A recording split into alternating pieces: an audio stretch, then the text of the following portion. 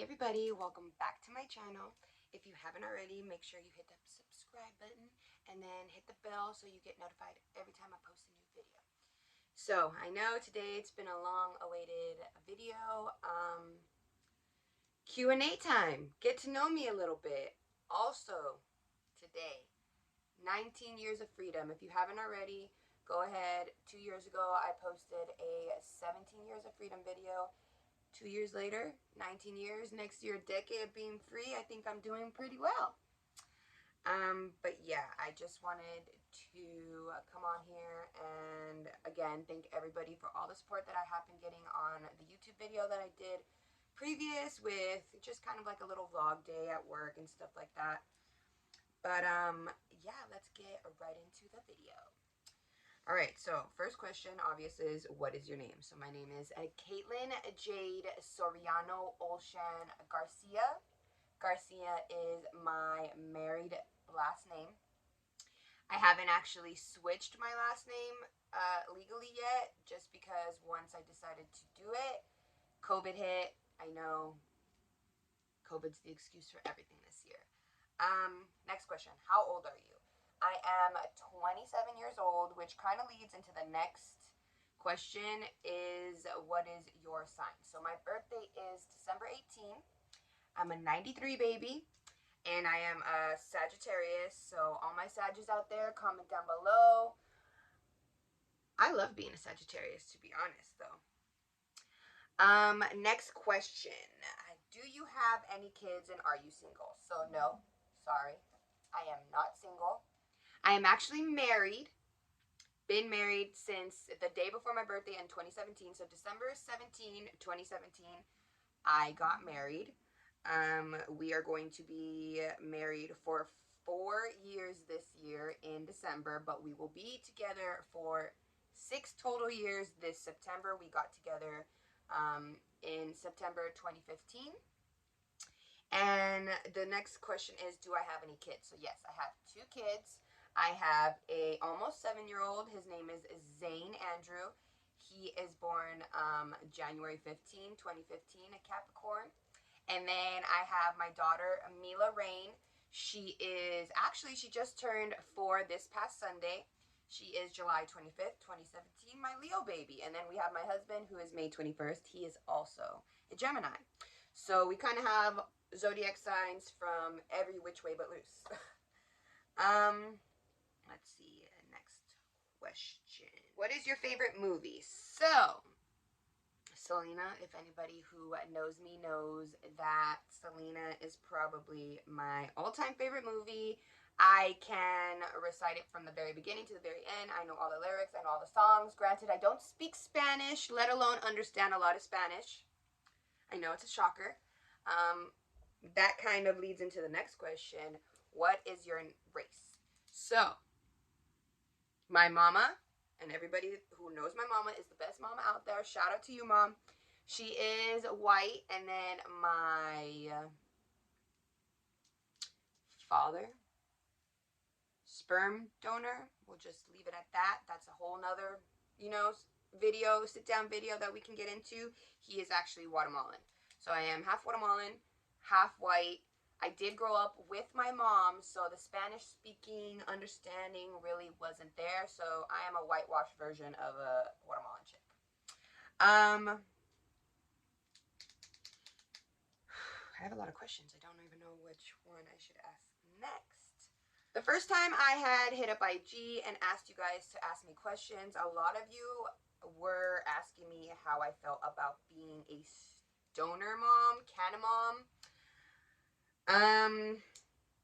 I have been smoking since I was 14 years old, and then it just started to become more of a anxiety release coping mechanism, I guess you can say. For those who don't know, I was sexually molested when I was younger. I guess we can just go into that kind of topic because the smoking kind of goes with it. I was molested from the age from 5 years old to 10 years old. Well, like 9. It was closer to my 10th birthday. He was my godfather at the time. So dealing with all of those emotions, anxiety, stress growing up, weed kind of eventually in my older years turned me into fucking like stoner. Like weed is my anxiety drug. I cannot swallow pills due to my abuse. So, my mom had my mom had a hard time growing up with me because I can't swallow pills. So when I was in therapy for, the trauma, they diagnosed me with severe depression and ADHD and PTSD. So they wanted me to take pills at school, to help with the ADHD. They wanted me to take time released capsules for the depression.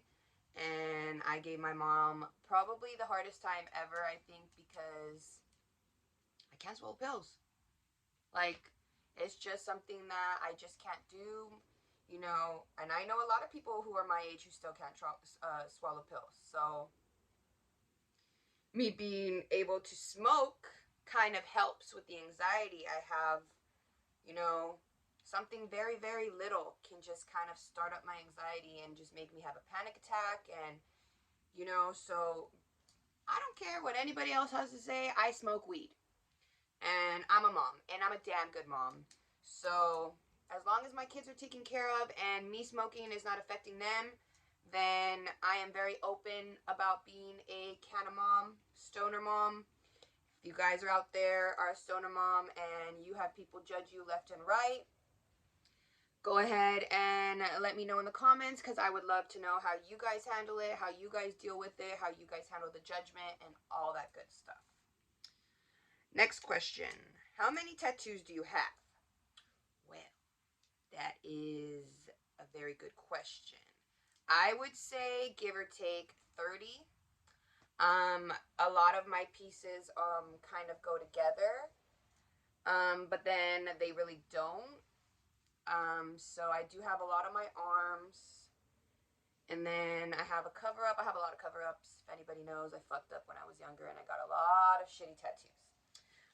But I also have this one, which is probably, I think it's one of my newest. It's probably my last one that I got. And then I have my legs. So I would say give or take about 30. And then that kind of brings it into the next question. Which one is your favorite tattoo? So I have, let's see. My most favorite tattoo will probably be this one that I have, which is of my grandpa. And for those who don't know, my grandmother passed away this year. So she will be right here to kind of always let them be together in my heart, on my arm, with me, no matter what. And then my second favorite one will have to be, you can't really see it, it's going to be this one. Don't mind this one. This one is a cover-up, but it says, "From every wound there is a scar, and every scar tells a story." A story that says, I survived, and then it has child abuse and sexual abuse little ribbon. I have to really kind of bring it back to life. But yeah, those two are probably going to be my favorite tattoo. Yes, I do want more tattoos. I would like to grow some balls and, get all this filled in.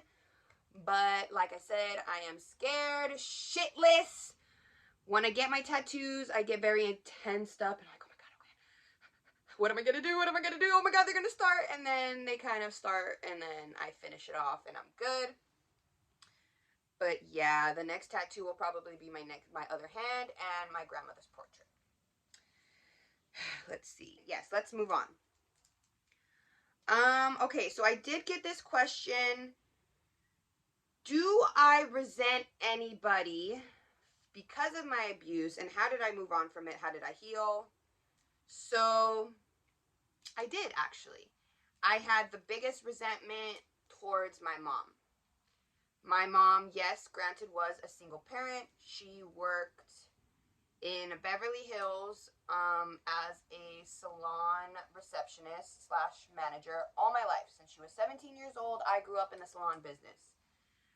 Now that I did not have a father in my life, my mom did everything by herself. So she had to work Tuesdays through Saturdays. Sundays and Mondays she had off. Saturdays I would go with my godfather. So eventually, once my abuse did come out, which is today, 19 years ago, going to therapy, I learned that I treated my mom like shit because I knew she wasn't going to go anywhere. I still do it to this day. It's not okay. Not okay, people, but I still did it. The biggest resentment towards my mom was towards my mom, because when I was younger, I would think to myself, well, why couldn't you just stay home? Stay home with me on Saturday because I was getting molested. Granted, I didn't tell her, but I thought to myself, well, my mom worked too much. How could she not know that this is happening to me? How could I would tell her, I don't want to go, but I couldn't give her a reason why I didn't want to go. So, it was hard for my mom and I. It was hard for my mom.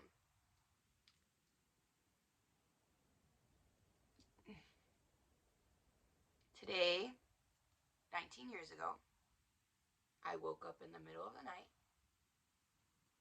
to hearing my mom tell me on the phone, are you sure? Like, how could he do this? Are you sure this is what's going on? And I didn't know what was going on. And I went into my mom's room and sat on her bed, and she looked at me and said, did he hurt you? I said, what are you talking about? It's like, don't lie to me, just tell me, did he touch you? And I said, yes. So all I could see was my mom upset. Granted, I'm only 9 years old that this is happening. So my mom calls my aunt, our neighbor from upstairs, and tells her she needs to call the cops, and tells her exactly what happens. And all I could remember is them taking me upstairs to their apartment, my neighbor's apartment, and the cops coming and them trying to question me. I guess he had ran away. The guy that molested me had ran away or was trying to hide evidence or something. And, eventually he did turn himself in. But it was probably one of the most traumatic days of my life. I was 9 years old and I had to tell my mom, yeah, someone was molesting me. Someone was hurting me. I'm sorry. So, cops came. I gave them my side of the story. My aunt, my mom, and I, we went to the police station. And we gave a police report. And from then on, I had to go get checked out, see what damage was done. And then I went to therapy, and I talked to a lot of people. I just kept talking, and kept talking, and kept talking. And it was hard, I'm not gonna lie. But now, growing up, 19 years later, people ask why today is still such a hard day. It's the day of my freedom. Yeah, it's the day of my freedom, but it also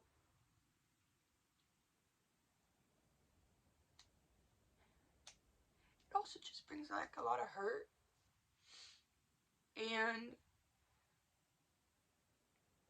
just to know like how my mom felt. Like she felt like it was her fault. And that's why I had the resentment towards her. And then once I grew up, I realized like it wasn't her fault. She couldn't have known. If she did know, she would have done something. But it just was one of the most emotional days of my life. lost my childhood, had a lot of issues, trust issues, on top of being molested and not having a father, daddy issues, you know, just trauma issues. Growing up, it was hard. With guys, I felt like I needed somebody to protect me, so that's why I always felt like I needed to be with somebody. But I did let a lot of guys take advantage of my kindness and just me as a person. And, you know, don't get me wrong, I had my dad in parts of my life. So he knew exactly what happened to me. But he was just never there. So I looked for comfort and safety in the guy that I was madly in love with. And he turned out to be a pretty big asshole. So it's just being a survivor. And I know I'm sorry that this Q&A is everywhere, but being a survivor for almost 2 decades, trusting different guys and letting them take advantage, letting them treat me like shit. My circle of friends got smaller. My trust in people got it's crazy to me. All the shit, like now everything's just kind of going through my head, sitting down and talking to you guys. And I'm sorry this video is probably going to be hella long, and I will wrap it up. I just want everybody to know that whoever has gone through this in a young age or in an older age, I have people hitting me up, 30-year survivors, 20-year survivors, like, we made it. We are not defined by our past. Those people who decided to take advantage of us, molest us, rape us, verbally, physically, mentally abuse us, fuck them. Because look at us. We are stronger. We have something to live for. We have a story. Our story should not be something that we should be ashamed about. And I get emotional saying this because my last YouTube video from my 17 years of freedom, I had a lot of girls hit me up and say that they were ashamed. You guys should not be ashamed at all. Yes, growing up, it's something being disgusted by. You were getting touched by an older dude, at least with mine. An older man, 5 years old to 9 years old. An older man touching you. I was ashamed. I was embarrassed. I was disgusted. How could somebody love me? How could I start a future with somebody? How can I move on from my hurt? Guess what? Go to therapy. Talk it out. Even if you guys don't believe in therapy, talk to somebody. Talking helps no matter what. Don't be ashamed. If I could do anything for anybody in life, anybody who follows me, anybody who comes across this video, if I can help you guys, go ahead, DM me, message me, reach out to me. I will leave all my Instagram handles, my email, anything. Reach out to me. Go ahead. I want to be that therapy for you guys. If I can teach anybody one thing in life about dealing with what I've gone through, it is to never put your head down. Never think to yourself you're not good enough. You are good enough. I am good enough. I ended up finding somebody who loves me for me. Loves me with all my flaws. Granted, I am a hard person to get along with. not get along with, but I am a hard person to deal with sometimes. Anxiety gets to me, I become a bitch. I get in panic mode, I become frantic, I become a bitch. Weed helps me, yes, but I still become a bitch. So I found somebody that loves me regardless of him knowing I was molested. I was touched. I was abused. He doesn't care. He loves me for me. I'm a damn good mom. I work full time. I have my own small business boutique. I'm trying to make the best that I can for my family and my kids and my own mental state. Because if I'm not in the right mental state, I can't be the head of this household. I can't be a mom to my kids. I have a daughter.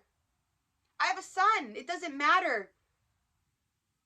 I have so much anxiety with letting them going out in the world, going to school. My son will be in first grade. My daughter starts, preschool again. I'm a nervous wreck. And I just want my kids to have the most amazing life that they possibly can. But I also need to give them the knowledge of stranger danger. Don't touch, you're not allowed to get touched by anybody. I just, it's hard. I will say that. It is very hard. But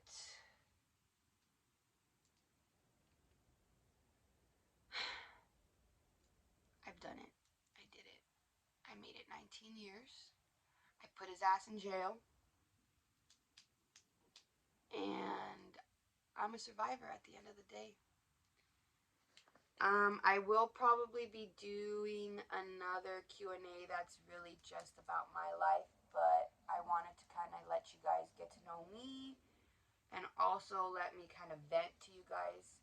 I woke up today just wishing that I could just stay sleeping all day, but unfortunately I do work at 5 today. So I thought I would just get this video out and just thank you guys for hearing me out. And like I said, I know this video is kind of long. I will try to edit it down as much as I can. But yeah, thank you guys so much for, giving me this opportunity to vent, to kind of let you guys get to know me. I know, like I keep saying, it was everywhere, but yes, thank you guys so much. 19 years. Next year we will be 2 decades strong, free. So thank you for riding with me. Like I said, go ahead and subscribe, hit that bell button so you guys get notified every time I post a new video. And yeah, thank you guys so much.